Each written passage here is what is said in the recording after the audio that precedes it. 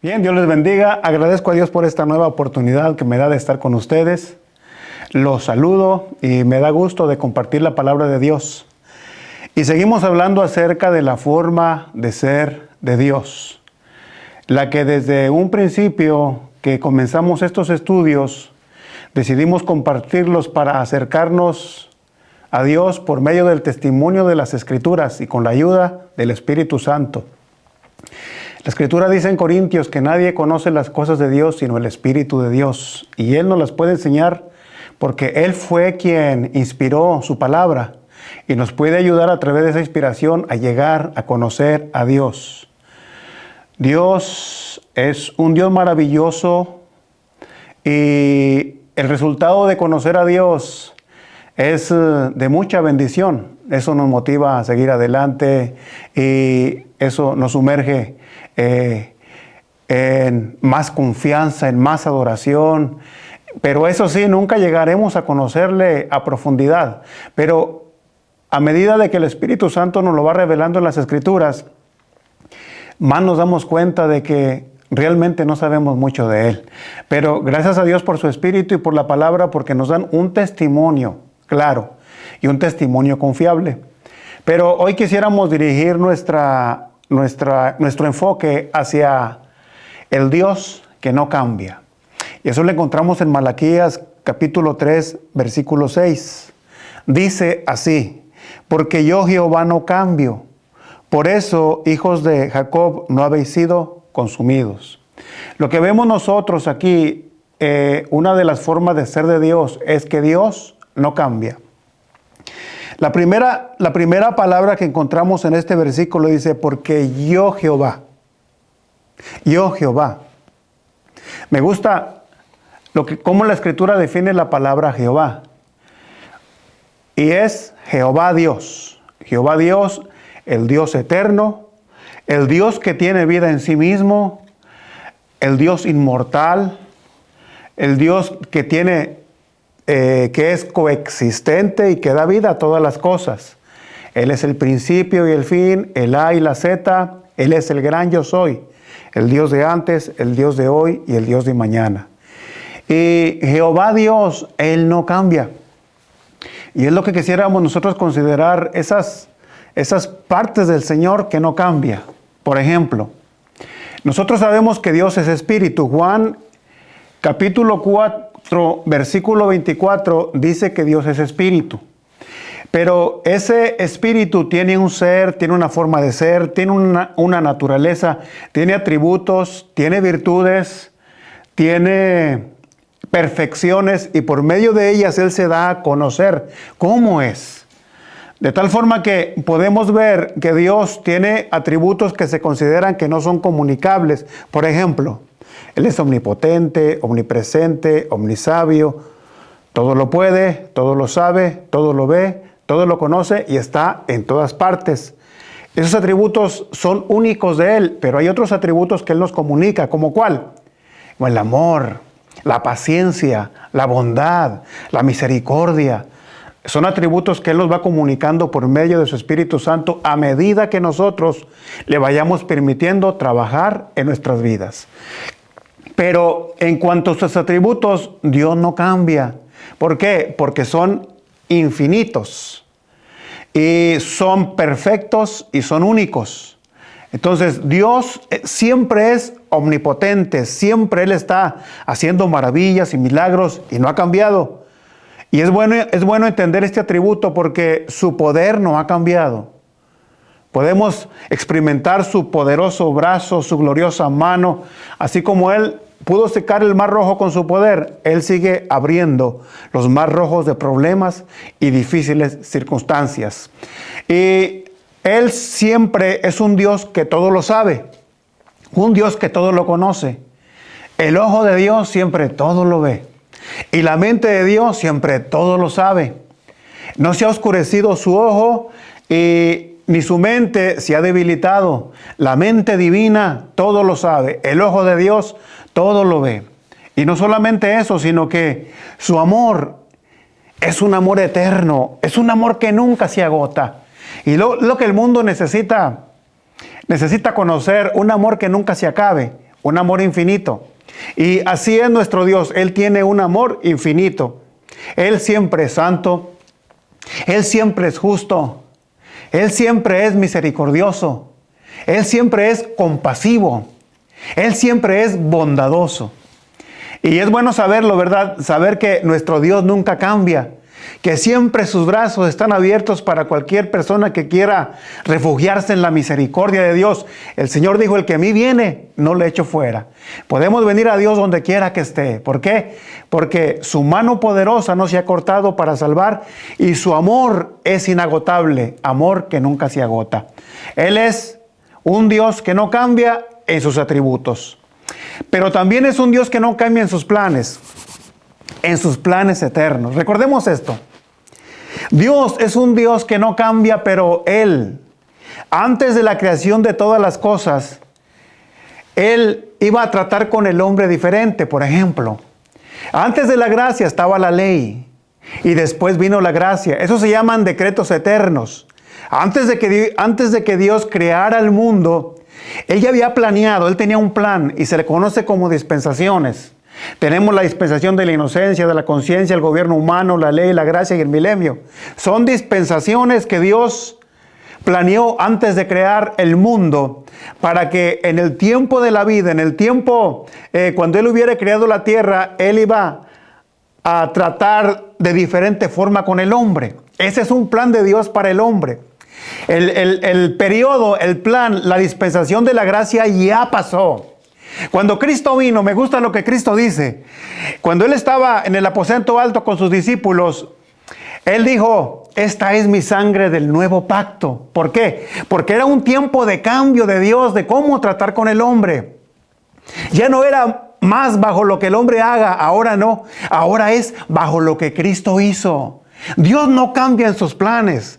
Los planes siguen abarcando, siguen moviéndose a través del tiempo. Y el Dios que nosotros conocemos es un Dios que Él tiene un plan de salvación por medio de Jesucristo, pero tiene un plan que va a cambiar.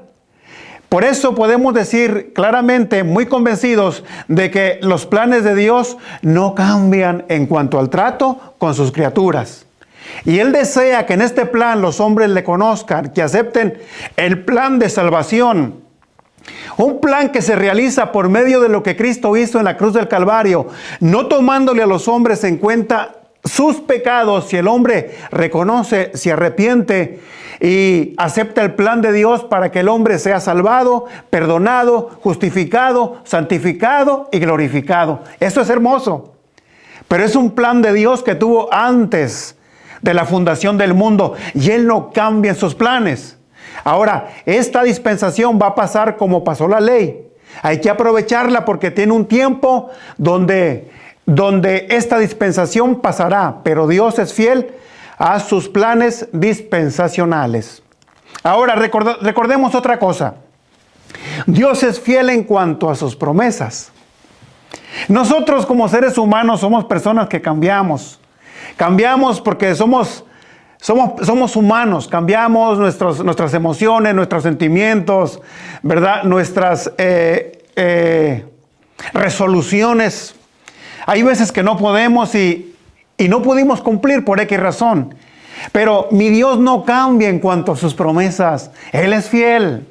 Él tiene poder para poder hacer lo que Él ha prometido. Él es de fiar, Él es confiable.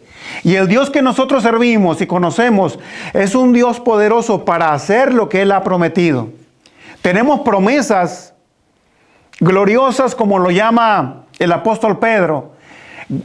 Promesas hermosas, gloriosas y grandes.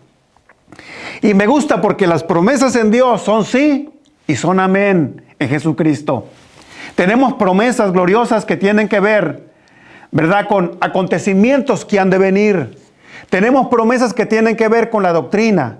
Tenemos promesas de ánimo. Son muchas de las promesas.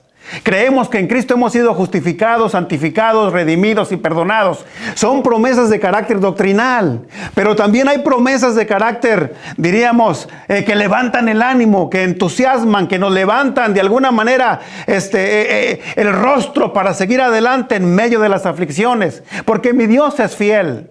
Él no nos dejará abajo, no nos dejará desmayados, sino que con su ayuda Él nos volverá a levantar. ¿Por qué? Porque hay promesas para no quedarnos en el suelo y Dios es fiel a sus promesas.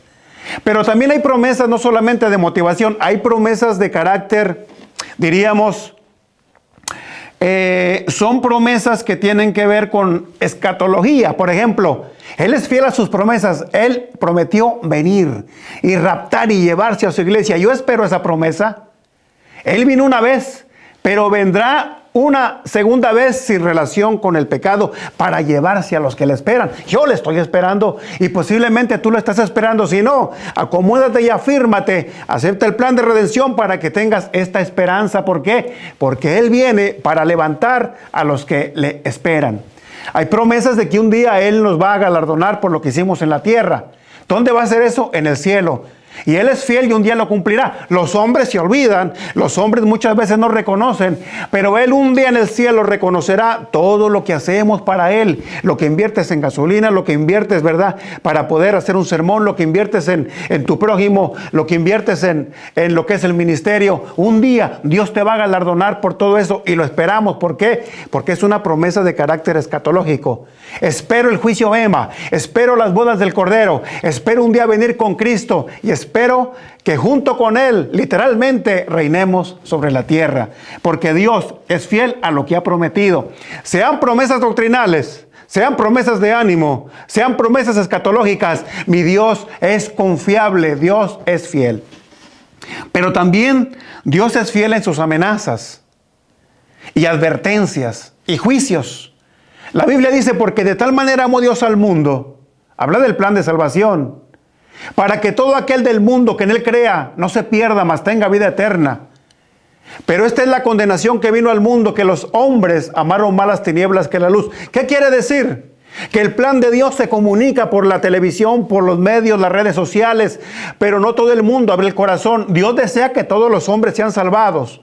Y el plan de salvación incluye la venida de Cristo y derramar su sangre en la cruz del Calvario.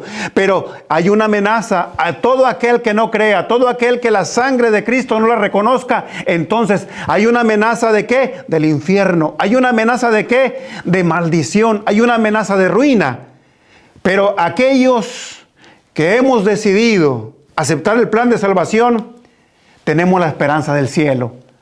Pero recuerda, querido amigo, Él es fiel en sus promesas como es fiel en sus amenazas. El que no cree ha sido condenado. Y es nuestro deber como personas que honramos la palabra de Dios hablar de estas cosas, porque esas cosas son verdad. Ahora, Dios también ha prometido algo en este verso. Dice así: porque yo, Jehová, no cambio, por esto, hijos de Jacob, no habéis sido consumidos. Ahora, ¿cuáles son las personas para los cuales se asemejan a los hijos de Jacob? Los hijos de Jacob son personas que entraron en pacto con Dios. Los hijos de Jacob son personas que hicieron un trato de pacto en el monte Sinaí. Nosotros, a lo mismo que ellos, hicimos un pacto no basado en obras, sino un pacto en la cruz del Calvario. Somos hijos del pacto. Y también Jacob tiene derechos y privilegios especiales. ¿Por qué? Porque son derechos de primogenitura. El primogénito tenía derechos especiales, tenía privilegios. Así nosotros tenemos derechos especiales. ¿Por qué? Porque ahora estamos en el nuevo pacto. Hemos recibido el plan de salvación. Y eso nos da derecho de ser llamados hijos de Dios. Mirad cuál amor nos ha dado el Padre, que ahora seamos llamados los hijos de Dios. Son promesas que nos corresponden a nosotros, los que entramos en pacto con Dios, los que somos hijos del pacto, o a similitud de lo que son los hijos de Jacob. ¿Qué más son los hijos de Jacob? Los hijos de Jacob también son personas donde participan de experiencias extraordinarias. Jacob luchó con un ángel. Jacob vio el rostro de Dios. Jacob soñó de una escalera del cielo, de la tierra al cielo. Eran experiencias. No es que no se trate de fanatismo, pero cuando nosotros, los hijos de Jacob, nos acercamos a Dios, participamos de experiencias extraordinarias. La gente a veces no entiende, pero nosotros ahora Tenemos tales experiencias que podemos platicar con Dios. Podemos ver a Dios. Podemos conversar con Dios. Podemos cenar con Dios. Y tener esa relación cercanía de experiencias con Dios. Esos son los hijos de Jacob. Y todavía pasamos por gloriosas experiencias. Tal vez para muchos sea emocional o fanatismo, pero cuando nos acercamos a Dios y somos parte del pacto y lo recibimos, tenemos experiencias como Jacob las tuvo en el tiempo de su vida. Ahora, ¿qué más podemos hablar de Jacob? Jacob fue un hombre de pruebas extraordinarias, un hombre de muchas dificultades, como las tienes tú, como las tengo yo. Jacob fue un hombre que recibió persecución de parte del suegro. El suegro le hizo trampa. El suegro lo engañó por el salario de trabajo, con la esposa, con el rebaño. O sea, fue un hombre de pruebas difíciles y de persecución. Su hija llegó un momento donde es violada, se va al mundo y los hijos de él se convierten en unos asesinos. ¿Por qué? Por vengar la violación a su hermana. Y no solamente eso, más adelante vemos que la esposa de Jacob se muere. Y por si fuera poco, José se le pierde, un hijo se le pierde. Y después vemos nosotros que uno de sus hijos se acuesta con su nuera. O sea, son problemas bien difíciles para Jacob, lo cual nosotros como creyentes, la Escritura dice que nos es necesario pasar por muchas tribulaciones antes de entrar al reino de los cielos. Nosotros somos gente de pruebas difíciles. Posiblemente estés en persecución. Posiblemente estés pasando problemas familiares. Jesús habló de tomar la copa de la aflicción, como Él la tomó. Ahora, nuestras aflicciones no se comparan al varón de dolores. No se comparan a nuestro Cristo. Él sí que sufrió y sufrió por nosotros siendo inocente. Anímate con esto, porque la Escritura dice que nos es necesario pasar por muchas tribulaciones antes de entrar al reino de los cielos. Mi querido amigo, eso es parte del paquete. Pero me gusta cuando concluye el verso y dice así: por eso, hijos de Jacob, no habéis sido consumidos. Las pruebas no nos consumirán. Las situaciones difíciles no nos van a consumir, no nos van a parar, no nos van a detener. Dios es fiel a su palabra. Y estamos seguros que Dios nos va a ayudar a sacar adelante, así como los jóvenes hebreos, que en un momento de prueba fueron echados a un horno de fuego, pero salieron de la prueba de fuego. Saldremos para la gloria de Dios de cualquier circunstancia difícil. La Escritura dice que aunque pases por el agua no te ahogarás, y aunque pases por el fuego la llama no arderá en ti. No seremos consumidos. Confiemos en la palabra de Dios y confiamos en un Dios que es fiel a lo que ha prometido, y recordemos, Dios nunca cambia. Que Dios te bendiga, bendiciones, y que tengas un buen día.